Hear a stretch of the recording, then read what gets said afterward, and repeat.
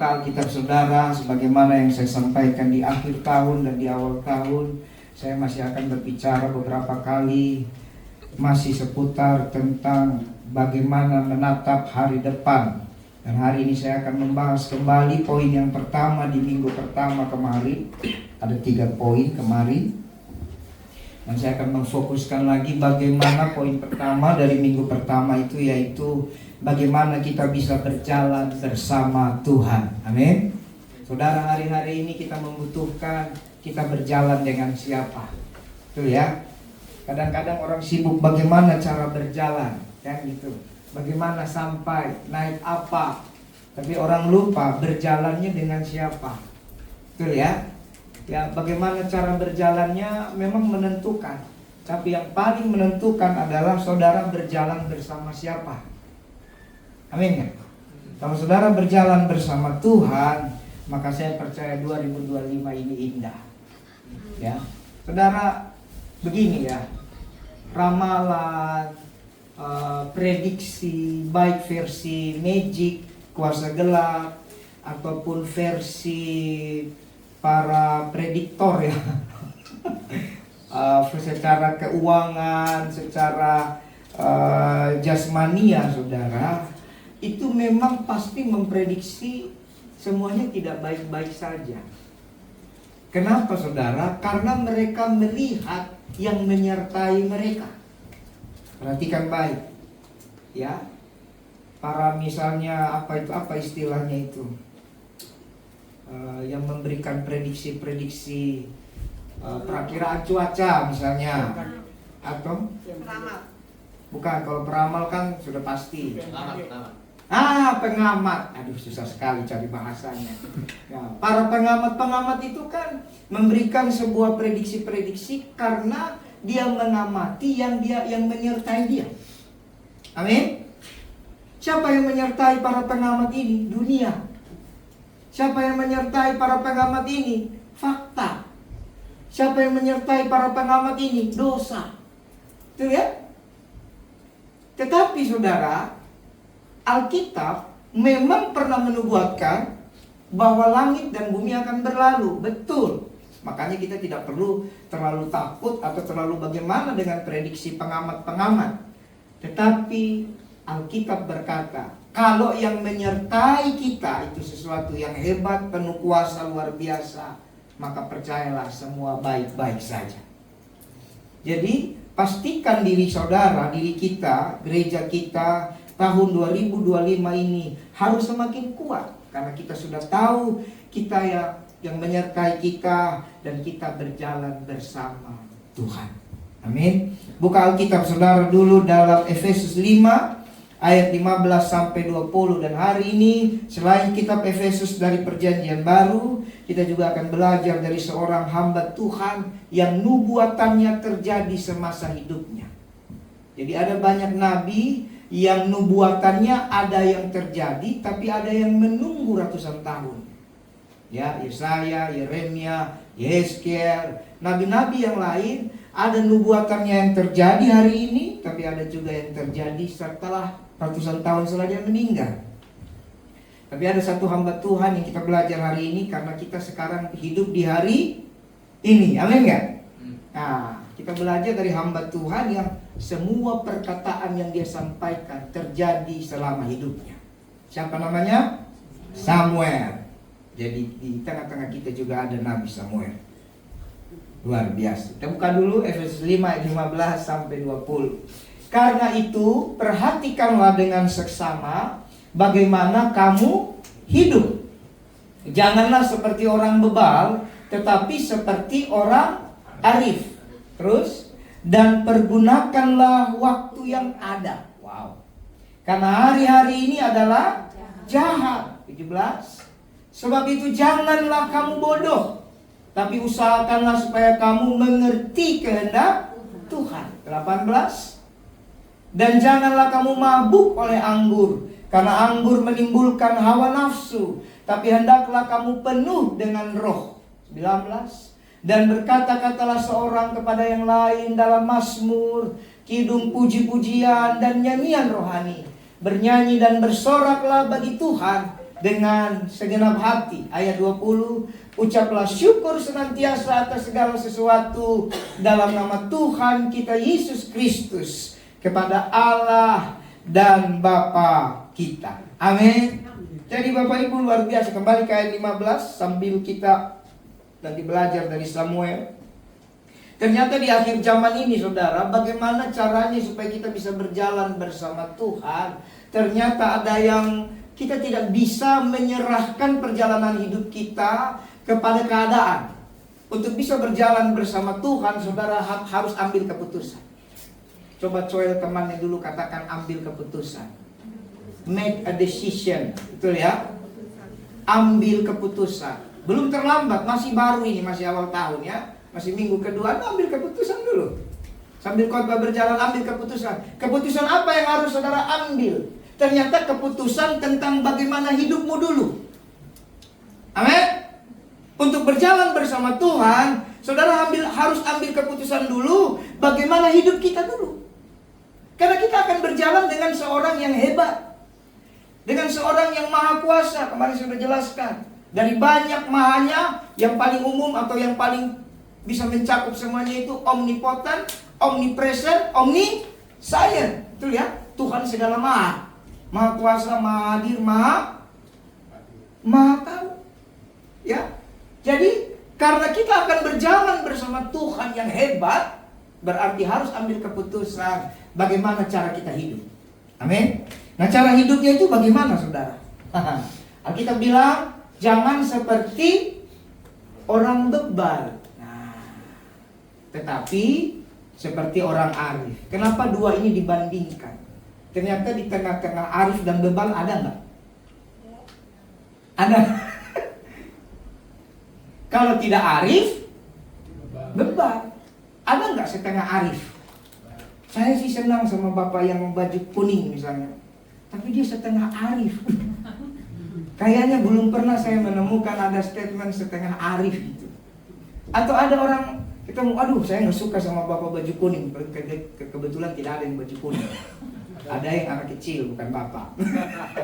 Kenapa nggak suka? Dia agak-agak gimana gitu, setengah bebal gitu. Ada nggak? Agak bebal mungkin ada, setengah nggak ada. Ya, kenapa nggak ada setengah? Karena pilihannya hidup dan mati. Agak-agak ada, agak mati ada.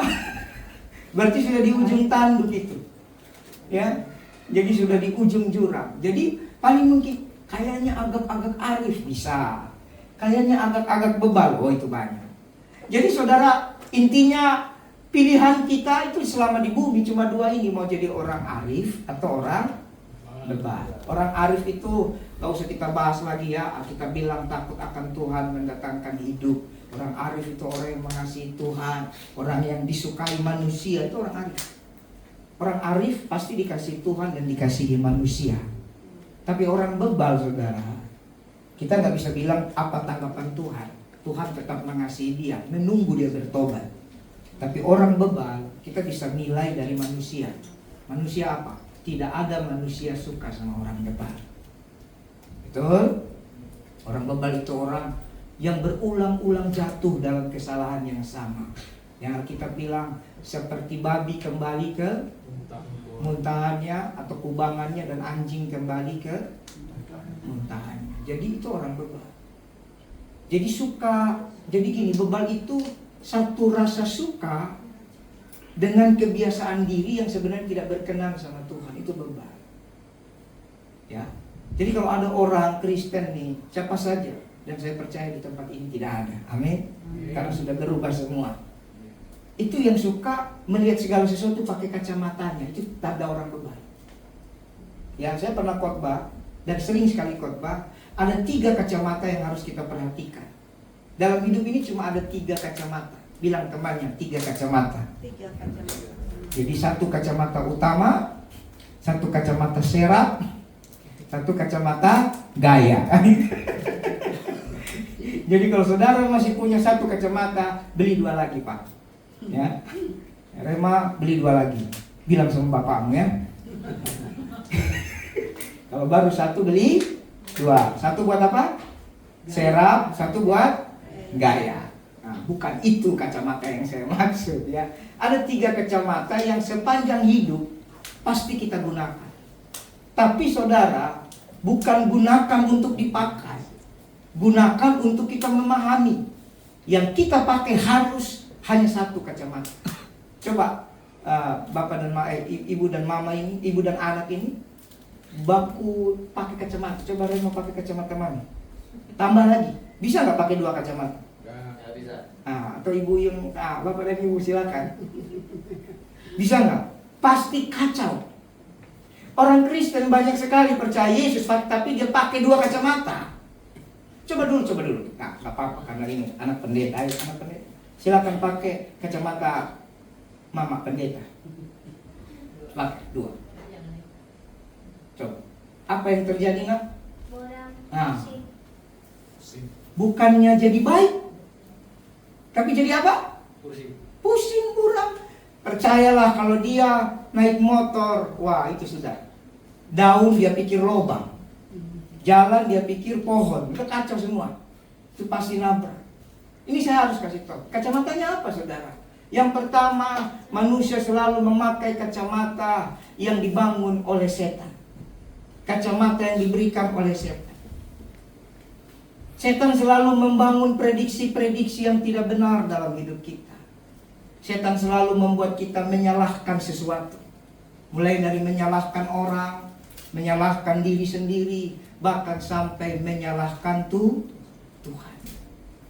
Dan saudara cek, kadang-kadang kalau kita melakukan usaha, pekerjaan, atau studi kita nggak berhasil, seringkali kita salahkan sesuatu. Padahal semuanya itu perhatikan hidup kita. Contoh, lagi Piala Dunia. Betul nggak?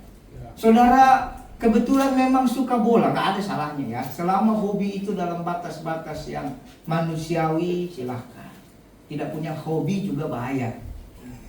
Kalau nggak punya hobi, ini jangan-jangan jiwanya sudah pergi duluan, meninggalkan tubuhnya. Jadi bolehlah punya hobi, tapi hobi harus punya batas. Ketika hobi melebihi batasan, jadilah berhala. Betul ya? Jadi kalau hobi sudah melebihi batas, jadi berhala. Karena sudah diidolakan. Nah jadi misalnya lagi suka bola.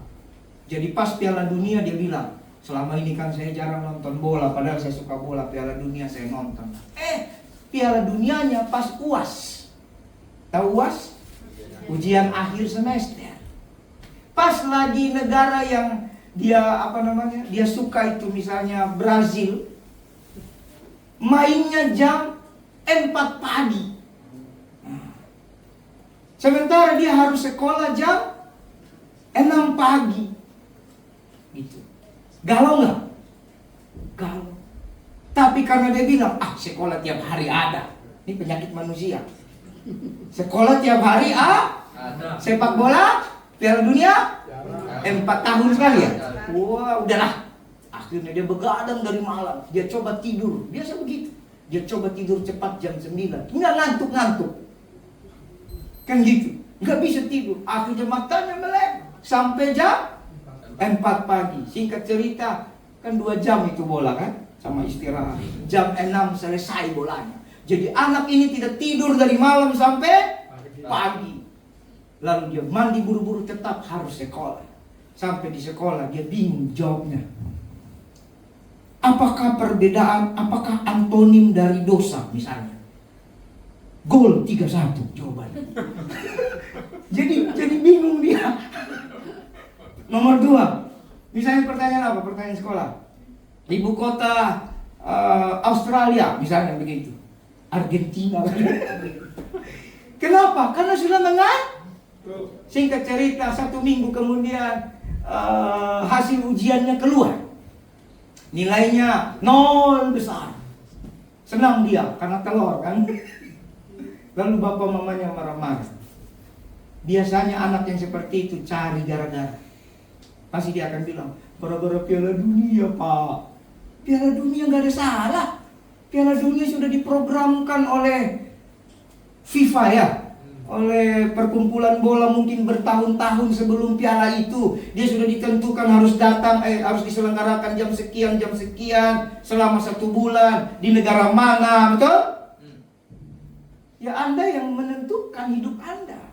Kalau nilaimu 0, lalu gara-gara nilaimu jelek engkau tidak naik sekolah, naik kelas, lalu bilang ini gara-gara piala dunia. Pernah dengar gitu? Pernah kan? Selalu mencari, wah ini gara-gara ini. Cuma yang saya tidak pernah dengar itu ibu-ibu bilang gara-gara drakor. Gak pernah ada itu. Karena drakor selalu penipur lara katanya. Tapi ini ya contoh. Orang selalu cari gara-gara. Ini perspektif yang dibangun setan. Setan suka sekali membuat kita mencari kesalahan orang lain. Bapak Ibu, kalau saudara bertemu dengan orang seperti itu, doakan dia. Bagi orang seperti ini semua salah. Bahkan termasuk dirinya pun salah. Ini kacamata setan begini. Jadi kalau semua salah, lingkungan salah, orang lain salah, keadaan salah, bahkan dirinya salah, yang benar siapa? Tidak ada. Dan itu pekerjaan setan paling jahat. Itu kacamata yang pertama. Jadi kalau ada orang suka cari kesalahan, tuh gara-gara kamu tuh gara-gara kamu tuh, langsung gampang bilang dia, copot dulu kacamatamu bang. Jadi kalau di gereja ini ada pelayan Tuhan, jemaat saling baku salah. Misalnya bapak ini dan bapak itu baku salah, gara-gara kamu kan, tuh kan, udah marah Pak Pendeta, gara-gara kau ini. Gampang, jangan ikut emosi. Bilang apa sama dia? Copot dulu. Bukan jangan sabar, itu bukan buah roh. Kita berubah dulu, jangan main sabar-sabar. Bilang sama dia, kau ganti kacamata dulu, jangan-jangan kacamatamu salah. Jangan-jangan dia pakai kacamata yang dari setan itu. Kacamata dari setan itu, bukan kau sih. Ini anak-anak nih, ya suka kan anak-anak itu kan? Nah, anak-anak itu jangan-jangan paling banyak kacamata setannya. Ya, gara-gara koko sih, gara-gara dede sih, ya elah gara-gara. Bilang, jadi supaya aman, supaya ketawa dia, tidak jadi berantem, pas dia bilang gara-gara, langsung kau praktek pura-pura copot kacamata. Coba ganti dulu kacamatamu. Nah. Amin? Gitu caranya. Kacamata yang kedua saudara, itu kacamata diri sendiri. Ya, ada kacamata setan, ada kacamata diri sendiri. Kita ini selalu menilai diri kita, suka menghakimi sesuatu dan dibenturkan dengan diri kita. Betul nggak? Padahal tidak boleh. Orang dunia aja punya lagu bagus kok, ojo dibanding. Itu dibandingkan. Lalu kita yang punya firman kalah sama yang nyanyi ojo dibandingkan. Itu kalau secara 1 bar 2 bar lagunya bagus. Kalau keseluruhan saya nggak tahu karena bahasa Jawa. Tapi di part ojo dibandingkan itu bagus. Jadi kita tidak boleh memandang atau mengukur sesuatu dengan diri kita. Ini tidak baik. Contoh, saudara tidak bisa memaksa orang yang terbiasa makan di warteg atau makan di kaki 5. 50 tahun dia makan di kaki 5. Tahu kaki 5? Makan di kaki 5 itu gayanya Eliora. Kalau di rumah makan di lantai, kakinya diangkat. Tahu kaki diangkat? Begini tuh. Kaki satu ditekuk, kaki satu diangkat. Ini anak cewek. Betul-betul generasi bapaknya. Dulu bapaknya makan di pinggir jalan, makan di jalan. Jadi kalau kami kan kadang suka duduk di lantai, apalagi kalau kita makan di lavon, saudara kan, kita duduk di lantai. Duduk di lantai, sambil habis berdoa, kakinya dilipat satu, diangkat satu begini. Luar biasa. Gayanya tomboy sekali. Nah, jadi orang sudah biasa makan di kaki 5, 30 tahun, 40 tahun, 50 tahun. Tiba-tiba dibawa makan di restoran bintang 5. Dari kaki 5 naik ke kira-kira dia bisa langsung itu table manner, bisa? Makan pasang kain dulu di sini. Di kiri apa? Garpu, di kanan antara pisau, sendok. Saya pernah makan saudara. Di kanan itu banyak. Pisau bisa 2 atau 3, sendok bisa 2 atau 3. Tergantung apa yang dimakan. Jadi beda menu, ganti sendoknya lama kali. Padahal sekali dong, aku mau pakai tangan saja. Ya. Tapi begitu makan di bintang 5, memang aturannya begitu. orang yang makan di kaki lima, detik itu bisa nggak? Nggak bisa. Harus kau keluarin modal dulu. Sering-sering kau ajak dia makan. Mungkin makan pertama dia baru bisa pakai apa nih? Serbet. Kali kedua baru bisa dia pegang garpu. Kali ketiga baru bisa pegang sendok. Kali keempat pisau. Kali keenam sendok sup. Kali ketujuh, bayangkan, nggak usah ajar lah, habis duit mau ngajarin dia. Masa hanya untuk ngajarin dia? Sampai 7 kali makan di restoran bintang 5. Apa yang harus dilakukan oleh orang yang biasa makan di restoran bintang 5 ketika dia mengajak orang yang biasa makan di kaki 5? Dia harus menerima keadaannya. Amin. Dia tidak boleh paksa kacamatanya. Dia harus bisa menerima, oh ya memang dia dari kaki 5. Nanti setelah beberapa kali. Tapi bukan aku ya, biar orang lain yang traktir. Kalau aku terus sayang uangku kan gitu misalnya. Jadi mulai memahami. Makanya dikatakan perhatikan dengan seksama. Itu perlu memahami. Jadi kacamata pribadi ini juga nggak boleh. Seringkali kita selalu bilang, aku ini nggak berhasil karena aku lahir dari kampung. Betul nggak? Memang saya dari kampung begini sih. Saya nggak berhasil karena saya nggak punya tangan dan nggak punya kaki. Siapa bilang Nick Fujijik tidak punya tangan, tidak punya kaki? Kakinya pendek, bisa jalan, tapi saya juga minta maaf, tidak tahu itu kaki atau paha ya. Nanti tonton lagi baik-baik. Soalnya bisa buka YouTube Nick Fujijik, tahu? Seorang motivator dunia, motivator Kristen yang diberkati Tuhan. Tapi diberkati, bisa berenang, hebat dia. Yang belum bisa berenang ini malu sama Nick. Apalagi kalau cuma bisa berenang gaya batu. Kau punya 2 tangan, 2 kaki, nggak bisa berenang, keterlaluan.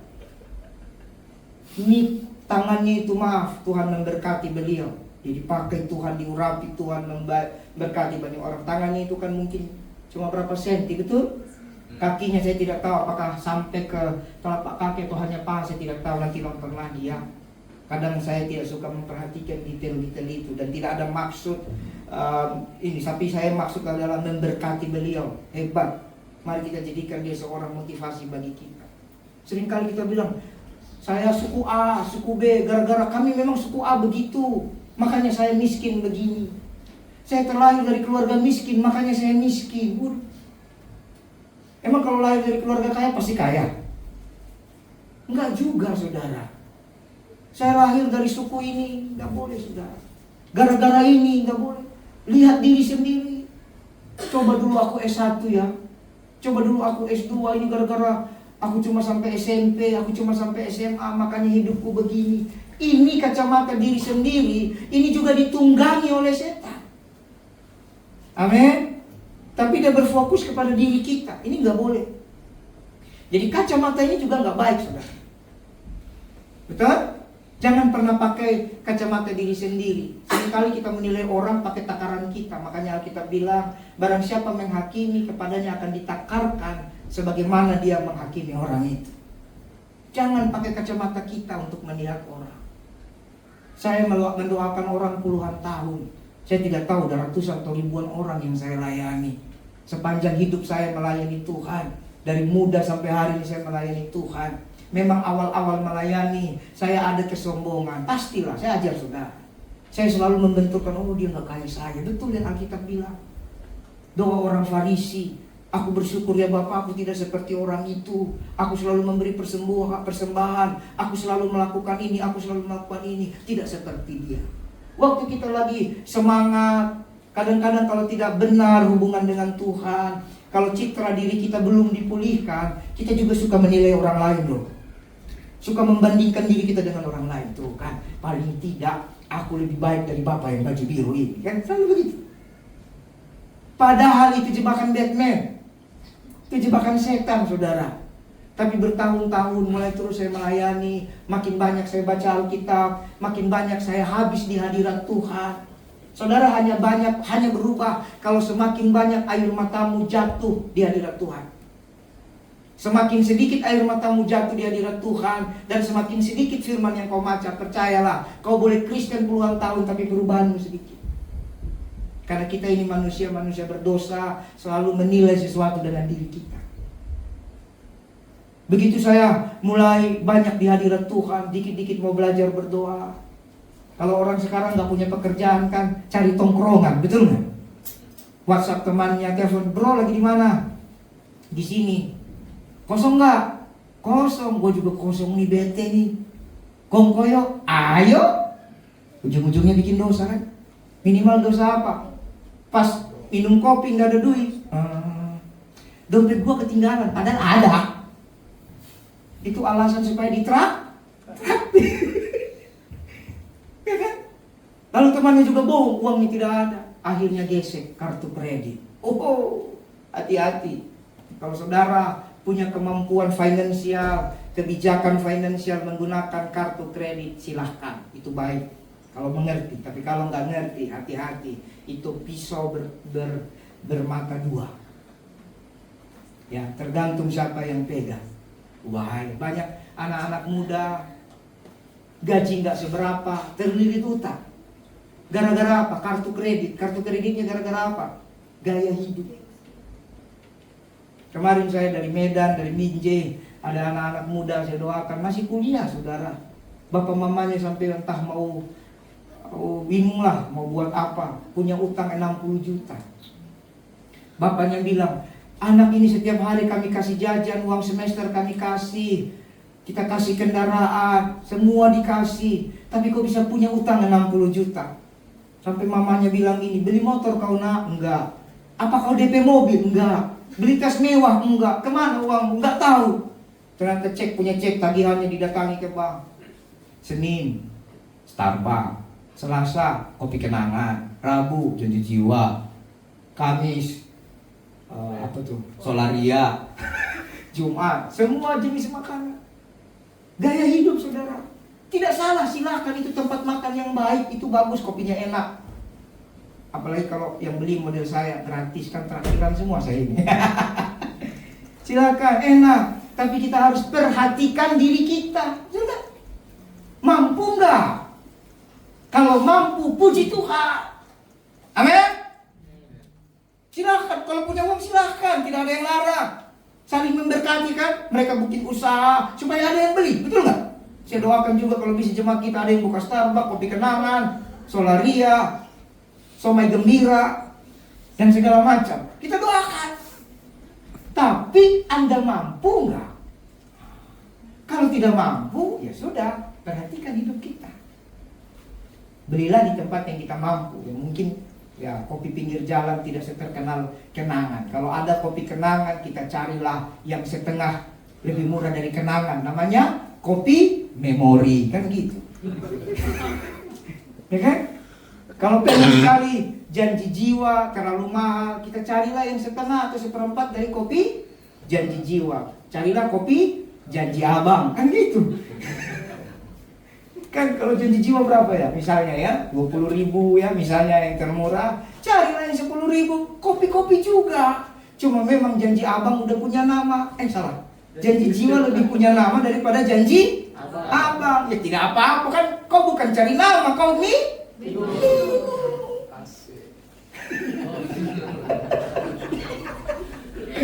iya kan? Saudara, ada minimarket ini salah satu tempat kopi yang saya suka. Di sini depan kita nih kan, kopinya 8.000. Meskipun aku pengen Starbucks, makanya aku pengen juga nanti mau tiru orang-orang. Beli tumbler Starbucks, isinya kopi minimarket 8.000. Tapi setelah kemarin saya di Medan 2 kali saya dibawa minum Starbucks. Minum Starbucks, saya tanya tumblernya. Gara-gara saya lihat-lihat, lalu itu Bapak tanya, Bapak mau? Oh tidak jadi, tidak usah. Karena saya tahu diri, tumblernya saja ratusan ribu itu. 500.000 itu tempat minum doang. Wah. Jadi perhatikan dengan seksama. Itu kalau kita tidak perhatikan, kita akan salah pakai kacamata, bahkan bisa pakai 2 kacamata sekaligus. Nah, kacamata mana yang Tuhan mau? Kacamata firman Tuhan. Amin. Jadi dunia boleh ngomong apa, bilang apa, tapi selama kita pakai kacamata firman Tuhan, maka hidup kita jadi baik. Mari saudara buka dulu 1 Samuel 1, mulai dari ayat 1 sampai 28. Tapi ini panjang ya, mungkin saya akan lompat-lompat. Ada seorang laki-laki dari Ramathaim Zofim, dari pegunungan Efraim, namanya Elkanah bin Yeroham bin Elihu bin Tohu bin Zuf, seorang Efraim. Orang ini punya 2 istri. Adegan ini tidak untuk ditiru. Ya, harus paham dulu ya. Alkitab itu ada firman kebenaran yang untuk ditiru, tapi ada sejarah untuk menceritakan nilai firman. Ya, ini sejarah. Ya, yang sudah punya satu jangan senyum-senyum. Urungkan niatmu. Percayalah, jangan cari gara-gara. Oke? Jadi orang ini punya 2 istri, ini sejarah, bukan untuk ditiru ya. Oke? Yang satu bernama Hana dan yang lain bernama Penina. Penina punya anak, tapi Hana tidak. Orang itu dari tahun ke tahun, nah ini poinnya. Orang itu dari tahun ke tahun pergi meninggalkan kotanya untuk sujud menyembah dan mempersembahkan korban kepada Tuhan semesta alam di Silo. Ya, di sana yang menjadi imam Tuhan ialah kedua anak Eli, Hofni dan Pinehas. Oke. Pada hari Elkanah mempersembahkan korban, diberikannya kepada Penina istrinya dan kepada semua anaknya laki-laki perempuan masing-masing sebagian. Meskipun ia mengasihi Hana, artinya cinta, sayang, ia memberikan kepada hanya satu bagian. Sebab Tuhan telah. Nah, kadang kita lupa bahwa ada keadaan tertentu yang adalah kemuliaan Tuhan. Tuhan menutup kandungannya. Tetapi madunya siapa? Penina. Selalu menyakiti hatinya supaya ia gusar. Memang kalau 2 istri pasti berantem. Ya. Karena Tuhan telah menutup kandungannya. Demikianlah terjadi dari tahun ke tahun. Bayangkan penderitaan Hana. Setiap kali Hana pergi ke rumah Tuhan, Penina menyakiti hati Hana sehingga ia menangis dan tidak mau makan. Lalu Elkanah suaminya berkata kepadanya, Hana, mengapa engkau menangis dan mengapa engkau sedih? Bukankah aku lebih berharga bagimu daripada 10 anak laki-laki? Bapak ibu saudara, saya mau beritahukan cara memperhatikan hidup kita tadi ya. Tadi saya sudah katakan yaitu pakai kacamata dari surga, dari firman. Cara memperhatikan hidup kita juga dengan seksama supaya kita tidak jadi orang beban, tapi orang arif adalah dengan mempercayai janji Tuhan. Bilang sama dirimu sendiri, aku percaya janji Tuhan.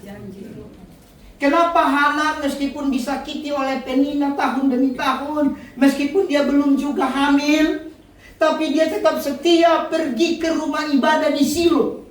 Itu jauh. Jadi jangan saudara pikir saudara jauh, itu lebih jauh karena saudara masih naik angkot, motor, mobil. Masih dekat ini.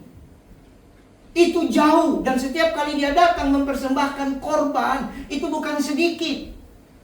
Apa yang dipersembahkan tadi?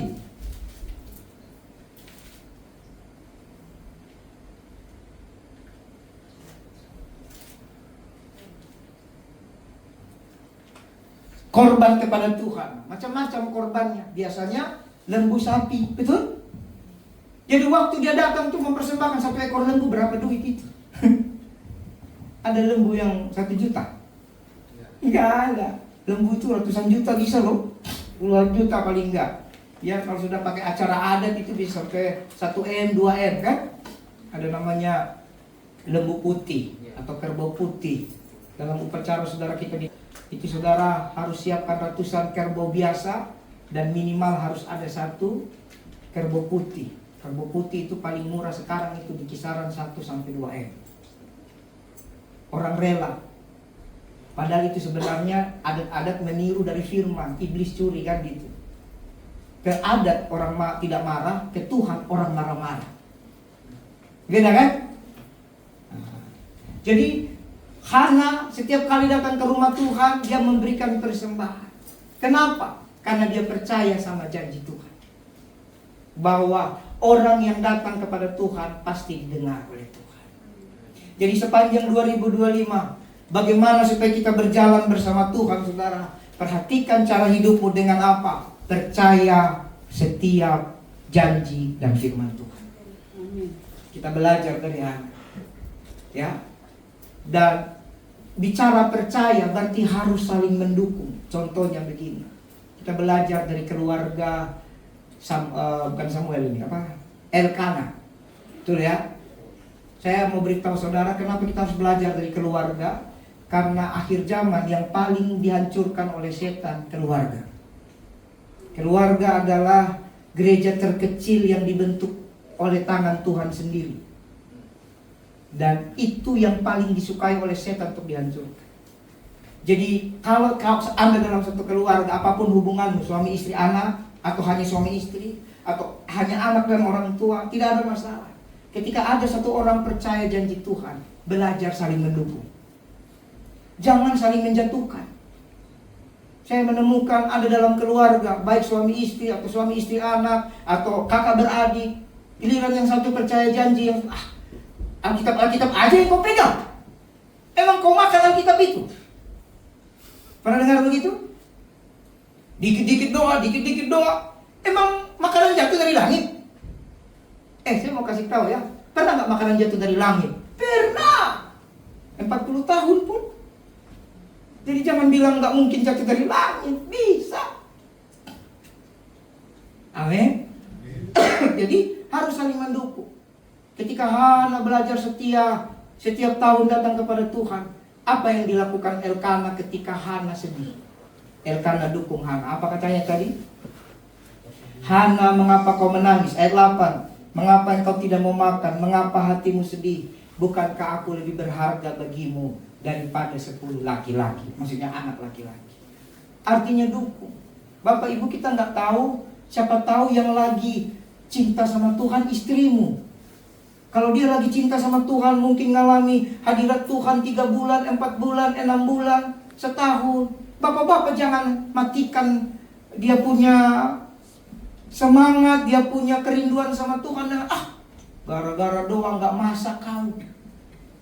Simpel sebenarnya. Kalau gara-gara dia berdoa tidak masak, masaklah. Benar nggak? Kenapa dibikin susah? Mana ayatnya? Suami istri, kalau dia istri dia yang masak, suami duduk-duduk ongkang kaki. Ada ayat? Ini kan kita belajar dari budaya semua. Kecuali istrimu tidak masak gara-gara nonton Limino, Pak Jisoo, kau siapalah. Kalau karena itu atau karena main game atau karena judi online, ya boleh kau marah. Tapi kalau karena dia berdoa dapat hadirat Tuhan, jangan marah, dukung dia. Kalau nggak ada makanan di dapur, masaklah. Kalau kau tidak bisa masak, belilah. Kalau kau tidak punya uang, cari uangnya. Simpel kan? Kadang hal yang tidak perlu jadi masalah dimasalahkan gara-gara kacamata yang dipakai, kacamata setan atau kacamata diri sendiri. Amin. Apalagi suku-suku tertentu lah, saya tidak mau sebut. Laki-laki itu harus raja. Ketinggalan loh. Anda hidup di awang-awang jadi raja tapi gak bisa makan. Buat apa? Atau sebaliknya, kalau suamimu hari-hari berdoa, nangis, cari Tuhan, lalu dia gak mau kerja, bilang sama suamimu, bertobat. Karena gak ada orang cari Tuhan lalu gak bekerja. Gak ada. Beda, kan saya udah ceritakan, laki-laki dan perempuan diciptakan dari tempat yang berbeda. Amin. Laki-laki dia cari Tuhan tapi dia harus bekerja, itu hukumnya. Harus apapun. Tapi perempuan memang dia menolong. Amin. Perempuan buka mata di Taman Eden. Laki-laki buka mata di mana? Di luar Taman Eden. Istilahnya, laki-laki buka mata di depan ruko ini, perempuan buka mata di sini. Wih, terang benderang. Makanya langsung tahu membedakan dari jarak jauh, dia tahu itu uang 100.000 atau 10.000.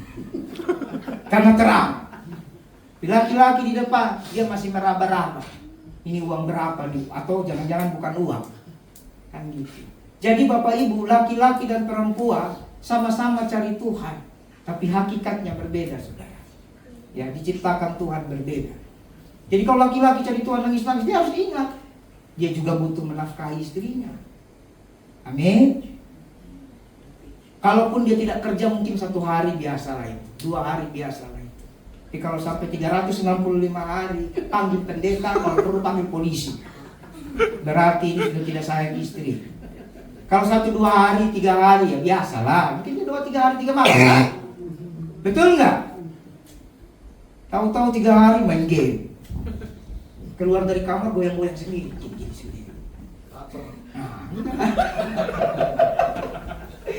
Gitu. Jadi belajar percaya janji Tuhan, ya. Dan ada orang yang percaya saling dukung, suami istri saling dukung. Jangan bilang misalnya istri gini loh saudara.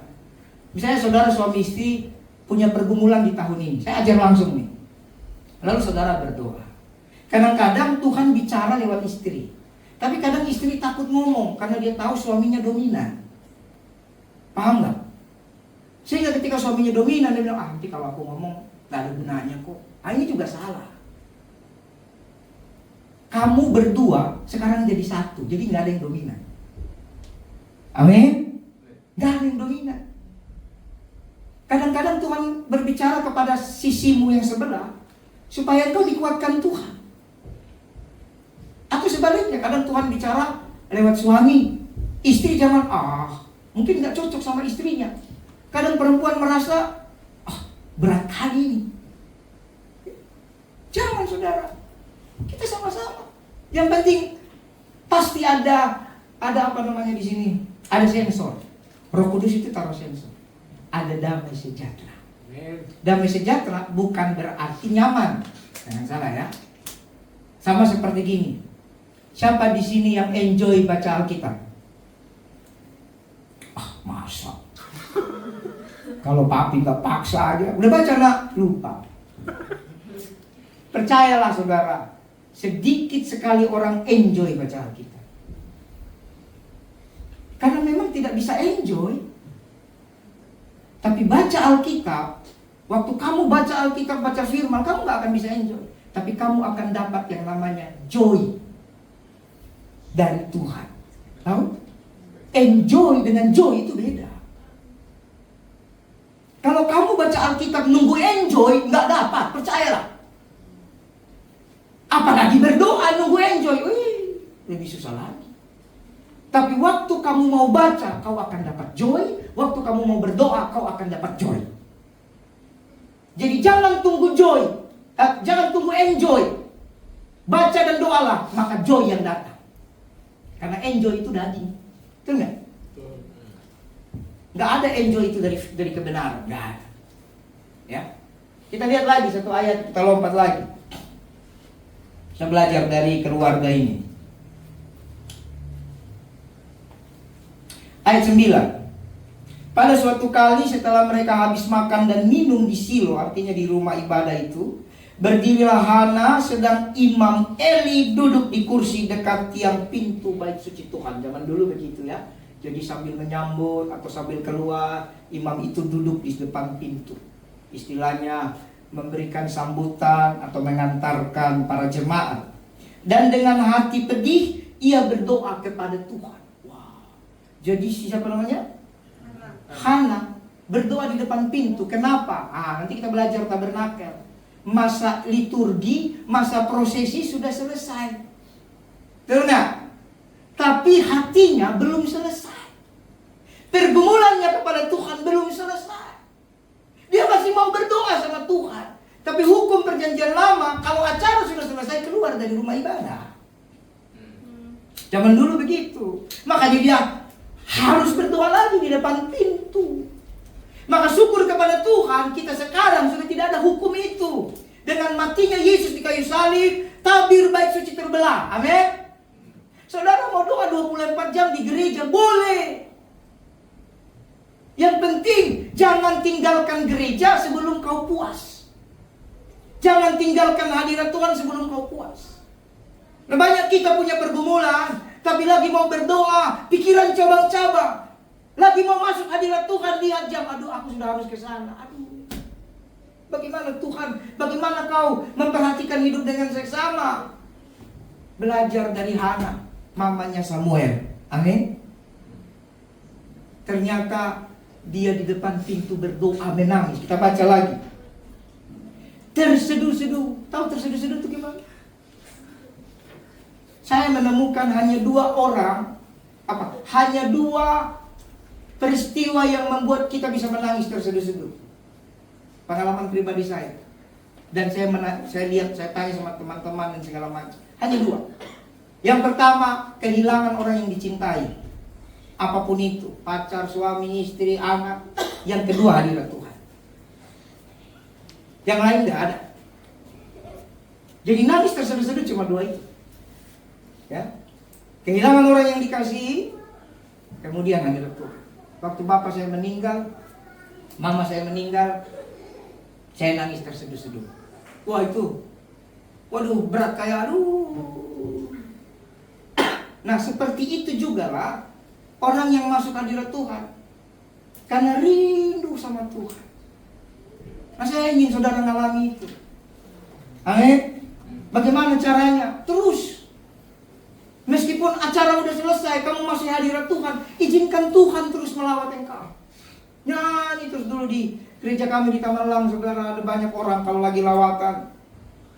Itu ibadah udah selesai, jam 4 baru pulang. Yang satu duduk di sini masih nangis. Di sana lagi ada satu. Nangis terseduh-seduh. Sekarang jadi pendeta semua. Iya. Satu menggembalakan di Cengkareng, satu jadi pengkhotbah, diberkati. Satu jadi pendoa. Kenapa? Dia tidak dibatasi oleh waktu, makanya perhatikan hidup kita. Orang percaya janji Tuhan bukan yang penting aku udah ke gereja hari ini 2 jam, 2 jam setengah cukuplah. Terus besok suka-suka. Saya tidak mau ajar saudara kayak gitu, rugi nanti hidupmu. Amin. Terus lihat lagi. 1 Samuel 1 ayat 28, kita lompat saja. Tar dulu. Ayat yang ke 13 dulu. 13 sampai 14 dulu. Dan karena Hana berkata-kata dalam hatinya, dan hanya bibirnya saja yang bergerak-gerak, tapi suaranya tidak kedengaran, maka Eli menyangka perempuan itu. Lalu kata Eli kepadanya, berapa lama lagi engkau berlaku sebagai orang mabuk? Lepaskanlah dirimu daripada mabukmu. Memang saudara kalau mau mengalami terobosan ilahi, saudara harus mengalami sampai yang namanya orang pikir saudara gila atau mabuk.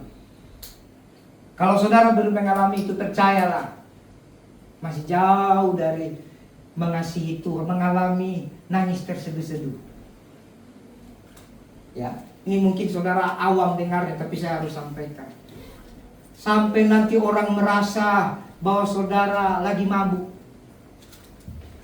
Bahkan imam saja bilang dia lagi mabuk.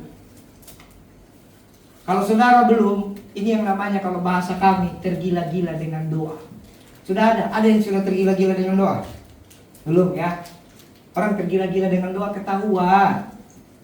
Ya. Yang minimal kayak pendetamu lah. Tiap hari pikirannya doain orang, itu tergila-gila dengan doa. Ketahuan kok. Dari buahnya kamu tahu pohonnya. Hari Minggu lalu, saudara, minggu kemarin, padahal pikir mau istirahat, mau santai-santai, tiba-tiba dapat kasih karunia kita pelayanan. Kita pergi ke Bandung. Di Bandung, saudara, mendadak kok. Kalau nggak tergila-gila dengan Tuhan, nggak bisa. Orang tidak tergila-gila dengan Tuhan, nanti hidupnya terjadwal. Tapi kalau tergila-gila dengan Tuhan, kalau ada waktu, mainkan. Kan gitu. Hari Selasa atau hari Rabu, entah salah makan, entah masuk angin, mulai saya buang-buang air, muntah-muntah. Sehari bisa belasan kali ke toilet. Waduh, itu kalau udah belasan kali, itu masuk rumah sakit loh. Tapi saya coba berdoa, Tuhan tolong saya. Saya bawa istri, bawa anak-anak. Terus rumah sakit di Bandung kita nggak ada. BPJS tak punya, asuransi tiada. Saya hanya punya BPJS dari surga. Bapak pun jaminan surgawi. Cuma itu, kalau masuk rumah sakit di Bandung bagaimana? Doa saja. Doa. Pulang hari Kamis. Hari Kamis pulang, setiap rest area membuat saya tersenyum. Karena saya harus berhenti di setiap rest area. Lapor dulu di situ. Waduh. Terus sampai di rumah hari Jumat. Hari Jumat kita mengurus perizinan gereja Lafon. Ke kantor organisasi. Masih dalam posisi pucat. Masih keluar. Tapi jalani saja. Karena saya tahu saya berjalan bersama Tuhan. Amin.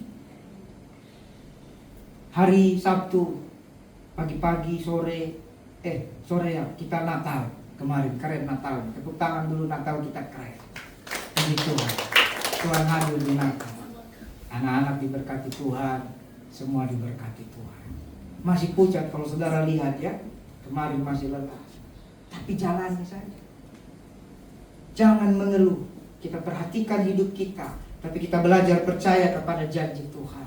Orang akan bilang kita gila, terserah. Orang akan bilang kita kayak mabuk, tidak apa-apa. Tapi kita tahu kita bukan mabuk, kita cinta Tuhan. Berdoa sama Tuhan habis-habisan. Saya mau tanya, siapa di sini yang setiap hari atau seminggu 3 kali? Ini saya mau, tahun ini saya akan mulai apa sih namanya itu? Sensus. Bukan. Cek. Siapa minimal seminggu 3 kali. Saudara minimal berdoa 1 jam dalam sekali berdoa. Minimal seminggu 3 kali lah, kalau setiap hari. Belum kan? Saya rindu harus ada. Masuk hadirat Tuhan.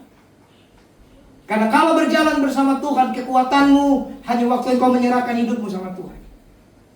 Kalau enggak, nanti jangan bilang lagi, Pak Pendeta kemarin bilang awal tahun kita akan begini. Iya. Tapi kalau engkau tidak memperhatikan hidupmu, Efesus 5 tadi, ya jangan cari kesalahan. Perhatikan hidupmu, caranya gimana? Belajar seperti Hana. Percaya janji Tuhan, cara percaya dia berdoa. Amin. Berdoanya sampai Imam Eli bilang dia mabuk. Begitu. Keren kan? Kalau cuma berdoa, doa makan. Ya, Eliora juga jago, Gwen juga jago. Pakai bahasa Inggris pun mereka. Lebih hebat mereka kalau gitu. Thank you Jesus for apa itu? Nah, bapaknya nggak tahu, anak-anak tahu. Bapaknya tahunya bahasa Indonesia kan gitu. Nah, kemudian saudara lihat lagi ayat yang ke 16. Janganlah anggap hambamu ini seorang perempuan dursila, sebab karena besarnya cemas dan sakit hati aku berbicara demikian lama. Jawab Eli, pergilah dengan selamat, dan Allah Israel akan memberikan kepadamu apa yang engkau minta daripadanya. Sesudah itu berkatalah perempuan itu, biarlah hambamu ini mendapat belas kasihan daripadamu. Lalu keluarlah perempuan itu mau makan dan mukanya tidak muram lagi. Keesokan harinya bangunlah mereka pagi-pagi lalu sujud menyembah di hadapan Tuhan. Kemudian pulanglah mereka ke rumahnya di Rama. Jadi dari Rama ke Silo ya. Dan Elkana bersetubuh dengan Hana istrinya. Tuhan ingat kepadanya. Jadi Tuhan menjawab doanya bukan waktu berdoa. Makanya saya sering bilang saudara, doa itu taburan, investasi. Jangan kamu berdoa hari ini, kamu pikir dapat jawabannya besok. Enggak. Hana berdoa waktu masa dia di Silo. Tapi Tuhan jawab waktu kapan? Dia pulang ke Rama. Jadi kalau ada orang, Pak Pendeta kok sekarang enak hidupnya? Iya. Dan dari dulu sampai hari ini saya akan terus menabur doa. Karena doa itu tabunganmu. Amin. Apa yang kau petik kalau tidak ada yang kau tanam? Makanya tema kita berbuahlah. Seperti khotbah kemarin di sekolah minggu.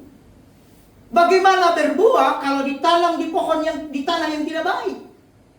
Kemarin sampai siapa mau jadi semak gara-gara coklat, semua mau jadi semak juga. Saya tertawa, ada rekamannya, ketahuan nanti. Kan ku videokan. Siapa yang mau jadi tanah kering? Angkat tangan, termasuk anak pendeta. Bukan yang ini, yang kecil. Siapa mau jadi semak? Dia juga, dia mau. Luar biasa. Nah, itu kan namanya terjebak oleh si pembicara. Jadi saudara, bagaimana pohon itu bertumbuh lalu berbuah kalau dia jatuh di tanah yang buruk, jatuh di semak duri, betul? Dia hanya akan bertumbuh dan berbuah kalau jatuh di mana? Di tanah yang baik, tanah yang subur. Nah, tanah subur dipikir itu tempat yang kaya, salah saudara. Seringkali saya mendengar pengajaran yang sesat loh. Tanah subur itu gereja kaya, komunitas kaya, pendeta kaya, pendeta terkenal. Saya meluruskan, tidak ada satu indikator pun mengarahkan ke situ. Amin. Tanah subur itu konteks terbenarnya diri kita, hati kita. Terus sebenarnya tanah subur itu adalah tanah di mana Tuhan merindukan tempat itu diselamatkan. Itu tanah subur. Berarti tempat pelayanan, mungkin di kampung, di hutan, tempat pelayanan yang susah, penuh tantangan. Kalau Tuhan mau menjangkau wilayah itu tanah subur. Paham? Paham saudara? Jangan saudara pikir tanah subur itu, kita harus pergi ke tempat yang keren. Oh enggak. Tanah subur itu adalah tempat Tuhan mau. Jadi gereja kecil Tuhan mau nggak? Gereja sedang Tuhan mau nggak? Gereja besar Tuhan mau juga nggak? Mau, ya sudah, tinggal hati saudara mau di mana. Jadi jangan diplesetkan. Jadi untuk berbuah hati kita harus subur, tanah kita harus subur, pikiran kita harus subur. Supaya apa saudara? Pohon firman itu bertumbuh lalu berbuah. Jadi berdoalah saudara. Saya pernah bersaksi ya, waktu saya menikah uang saya cuma 130.000. Pernah ya? 130 atau 140.000. Mungkin nikah itu?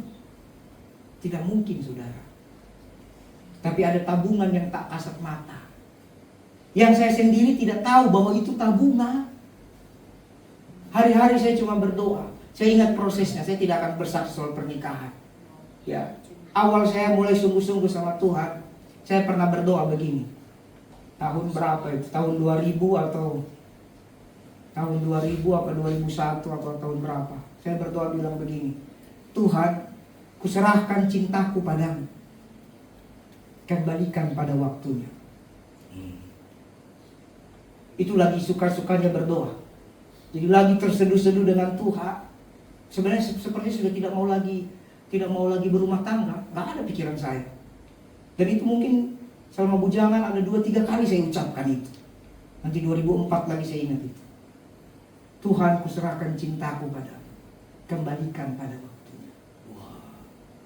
Itu doa berjam-jam, nangis terseduh-seduh. Gak tahu apa yang didoain. Saya cuma nyanyi sembah Tuhan. Main gitar, dulu keyboard itu susah, barang mahal itu. Main gitar, kalau ada gitar, kalau nggak ada nyanyi sembah Tuhan. Ternyata saudara, Alkitab bilang dia menjawab lebih banyak dari apa yang sanggup kita doakan. Amin. Tapi apa yang dijawab kalau tidak ada yang didoakan?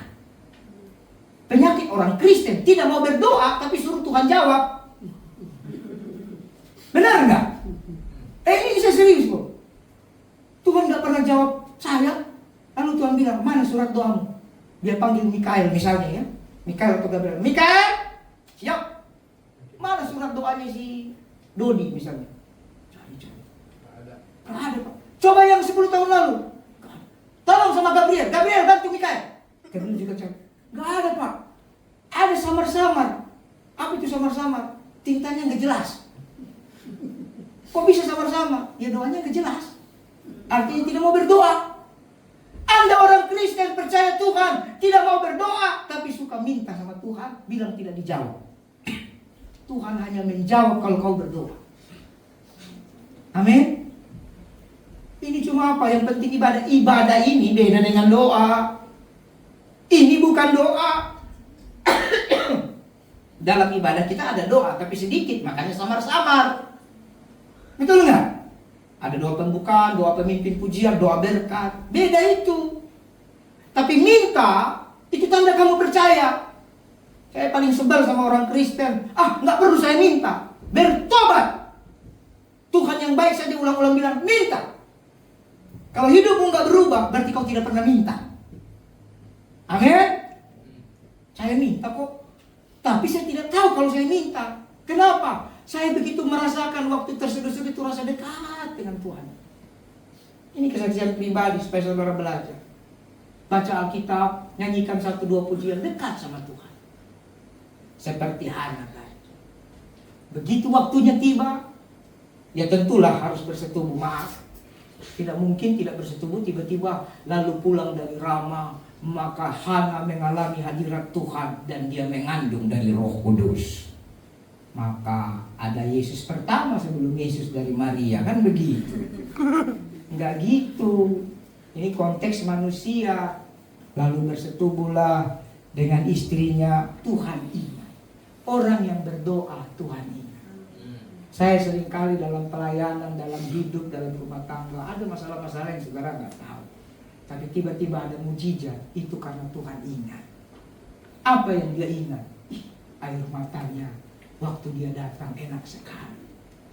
Waktu dia nyanyi mungkin suaranya, harusnya pita suaranya ditarik ke kiri dikit, fals. Tapi aku suka dengarnya. Mari saudara, tahun 2025 banyak lagi berdoa. 2024 mungkin kamu kurang berdoa, 2025 berdoa. Hidupmu sebentar lagi mau begini-gini aja. Saya nggak mau. Dan saya bersyukur sekali. Kita sudah lihat ya, setiap tahun cerita gereja ini seru. Betul nggak? Dari Modern ke Nisan, ya kan?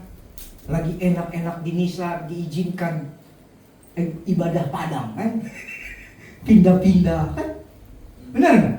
Ke BSD, ke sebelah, kan? Keren. Tidak ada uang, tiba-tiba ada uang, dapat gereja ini. Amin. Seru. Lagi enak-enak, baru pindah gereja ini, dapat badai tsunami. Sekian puluh orang terhempas tsunami, kan gitu. Terbawa badai, gereja tetap bertahan. Lalu mulai mikir bagaimana selanjutnya, mujizat datang. Tiba-tiba, tanpa kita sadari, seperti orang bermimpi. Rajik jalan, amin. Berdoa, rajik diintimidasi ya. Tuhan dapat tempat di mana? Tiba-tiba dapat lapor. Coba sudah pikir. Amin enggak? Masih kurang bersyukur. Kalau kurang bersyukur berarti orang beban. Iya, berarti orang beban. Harusnya sudah berubah pola pikir kita. Tahun ini saya akan melihat mujizat. Lapor nanti jadi gereja, Aicha jadi gereja. Jangan-jangan di Jakarta ada gereja lagi. Hidupmu mau jadi apa? Bukan jadi gereja untuk bangga-bangga saudara. Hidup kita tinggal beberapa puluh tahun lagi kalau Tuhan Yesus belum datang. Tapi kita harus berbuah. Saya pengen sebelum saya kembali ke Tuhan, ribuan orang, banyak cabang gereja. Saya tinggal tanda tangan aja, usulkan saudara jadi pendeta. Saya tidak gila mau jadi pendeta semua gereja. Siapa yang mau pendeta, siapkan dirimu. Ini sekarang tawaran terbuka untuk semua. Terbuka untuk semua. Tidak lagi untuk 1-2 orang. Siapa yang mau jadi pendeta, silakan. Kita buka pelayanan baik-baik. Ada uang? Nggak ada. Tapi ada Tuhan. Amin nggak? Kita punya Tuhan yang besar loh. Tuhanmu besar nggak? Besar. Tuhanmu besar nggak? Besar. Kalau Tuhanmu besar ya sudah. Ya, kita lihat lagi. Poin yang kedua, jadi perhatikan cara hidup dengan percaya janji Tuhan. Yang kedua, tadi saya sudah sampaikan adalah mendoakan janji Tuhan. Nah, untuk mendoakan janji Tuhan tadi seperti halnya saudara, berarti pergunakan waktu baik-baik. Kembali ke Efesus 5. Efesus 5, coba, cepat. Ayat 16. Pergunakanlah waktu yang ada, karena hari-hari ini adalah jahat. Jadi kalau saudara sudah perhatikan hidup saudara dengan cara apa? Percaya firman. Yang kedua, saudara, kita harus mendoakan janji Tuhan, mendoakan firman Tuhan dengan cara juga mempergunakan waktu baik-baik. Jadi waktu kita jangan gunakan baik-baik hanya untuk apa? Makan, minum, pakai. Makan, minum, pakai. Makan, minum, pakai. Makan, minum, pakai itu halus, pasti. Tapi pergunakan baik-baik. Makanya saya bilang berdoa. Baca Alkitab. Siapa yang sudah selesai Yakobus Petrus? Belum kan? Sengaja tadi saya nggak mau tanya karena saya tahu belum selesai. Ya sudahlah, kasih karunia sebagaimana Yesus mengampuni Anda. Apakah saya tidak mengampuni Anda? Maka minggu ini kita baca lagi ulang Yakobus Petrus minggu ini. Amin. Waktu sudah jahat, saudara. Buka lagi. Ya, buka lagi Kolose 4 ayat 5. Waktu ini waktu yang jahat. Jadi gunakan waktumu baik-baik, saudara. Jangan bikin gunakan waktu. Aduh, ini kan tabunganku segini. Kalau begini, bukan itu. Itu hikmat manusia, bukan. Ya, coba saudara buka dulu Kolose 4 ayat 5. Bagaimana cara mempergunakan waktu baik-baik? Kolose 4 ayat 5. Nah, cara mempergunakan waktu dengan baik, hidup dengan hikmat terhadap orang luar. Betul nggak? Artinya orang yang tidak percaya Yesus pakai hikmat. Bekerja secukupnya, jangan mau dibodoh-bodohi juga. Nggak ada gunanya. Tapi waktu yang ada kepada orang-orang dalam, kepada orang-orang percaya, lebih banyak kita berkomunitas. Makanya kemarin di awal tahun kita rapat, kita pecah konser. Betul? Manfaatkan baik-baik. Saya akan usahakan untuk kediri. Dimanfaatkan. Kepada siapa kamu bergaul menentukan nanti masa depanmu. Di komunitas konser lah. Jangan malas-malasan. Mau cari uang? Carilah, kamu tidak bawa mati juga. Kamu udah cari juga sebanyak-banyaknya, kalau nggak kau nikmati buat apa? Makanya saya lebih suka orang udah capek kerja, ada hari libur, dinikmati. Itu lebih baik. Amin. Udah capek kerja, ada hari libur, dia bawa istri, suami, anaknya, nikmati. Itu lebih baik. Mungkin nikmatinya nggak yang spektakuler, tapi mendatangkan sukacita bagi rumah tangganya, bagi istrinya, bagi anaknya. Itu sudah TOP BGT. Amin. Yang paling kasihan, dia kumpul uang, cuma lihat M-banking terus, lihat ATM, diajak makan yuk, enggak. Punya misi apa? Beli mobil, ya. Ikat pinggang keras-keras, bisa makan yang enak. Diajak yuk makan mahal, enggak. Kenapa? Mau beli rumah, ya. Biasa saja. Ada berkat, kumpulkan kalau ada lebih. Amin. Tapi jangan lupa bahagiakan orang sekelilingnya. Waktu yang ada, jangan kehilangan. Saya sering bilang, jangan kita kehilangan masa depan anak-anak kita. Saya tidak mau. Makanya saudara, saya belum bisa ajak anak-anak saya jalan-jalan, tapi pelayanan saya bawa mereka. Karena bagi mereka itu sudah jalan-jalan. Amin. Nanti di rest area, Macedi, papi Macedi. Tahu Macedi? KPC. Ada lagi yang lebih ngeri. Tahu au? Itu bayarnya lebih kaget daripada KPC. Tahu kan? Au itu lebih mahal. Jadi setiap kali anak saya minta awe, saya bilang au. Kenapa Pi? Kurang, melipir aja ke sebelah. Simple. Hari-hari ini hari yang jahat Bapak Ibu. Lihat, ya kemarin sudah dengar berita California terbakar, Los Angeles. Itu terbakar gara-gara apa? Tidak ada yang tahu, ya. Tapi ada dibangun stigma, dibangun statement bahwa terbakar karena habis Golden Globe Awards. Salah satu pembawa acara dan beberapa artis berkata, mari kita tinggalkan Yesus. Dapat? Nggak dapat ya? Kasihan sekali kalian. Nanti saya bagi di grup ya. Jadi beramai-ramai Los Angeles di acara Golden Globe ya, Awards itu bilang mari kita tinggalkan Yesus karena tidak ada gunanya. Besoknya kebakaran. Apakah itu benar? Saya juga tidak tahu. Itu yang saya dapat terima. Jadi artinya Bapak Ibu, sekarang Tuhan semakin nyata. Anda makin tunjukkan kejahatanmu, oh Tuhan makin tunjukkan kemuliaannya.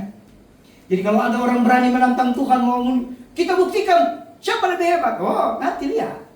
Ini benar lah. Yang penting jaga hatimu, tetap cinta Tuhan, Tuhan bela engkau. Tapi kalau menunjukkan dia, aku mau habis nanti. Tapi kita doakan orang-orang seperti itu yang di Los Angeles bertobat. Jadi harus penuh hikmat. Lihat lagi 1 Petrus 4 ayat 2-3. Ini sebenarnya masih ada satu poin, tapi kita akan sudahi di poin 2 ini. 1 Petrus 4 ayat 2-3. Nah, supaya waktu sisa, lihat, ini waktu sisa. Bukan waktu banyak. Udah sisa-sisa. Jangan kamu gunakan menurut keinginan manusia, tapi kehendak Allah. Keinginan manusia apa? Senang-senang. Sekarang saudara gereja sudah mulai disusupi loh. Bersyukur kita jaga jangan sampai di Indonesia lah. Udah mulai disusupi dengan pengajaran yang bukan gereja. Dan rata-rata dari Korea. Pintar, saya lihat ini. Alur setan bangun, dia masuk lewat drama dulu. Dia masuk lewat produk dulu. Kemudian dia masuk serang rohani. Ada namanya aliran Shinjeonji. Ada lagi aliran Darak Bang. Nah. Kita tidak punya banyak waktu. Itu saya pengen itu nanti dibahas di Komsel ya. Kita akan bahas itu. Apa itu Shinjeonji, apa itu Darak Bang. Korea semua. Nanti mereka bikin pelajaran kelas-kelas gratis Alkitab.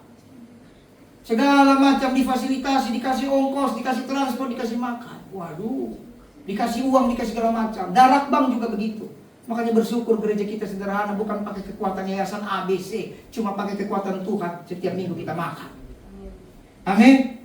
Itu bersyukur loh. Jadi hati-hati, saya perhatikan modelnya begitu, dari film, drama, artis, K-pop, produk, sekarang dia masuk ke gereja. Oh, ini peperangan rohani. Entah saudara bisa mikir atau enggak itu. Tuhan bawa saya jauh melihat itu.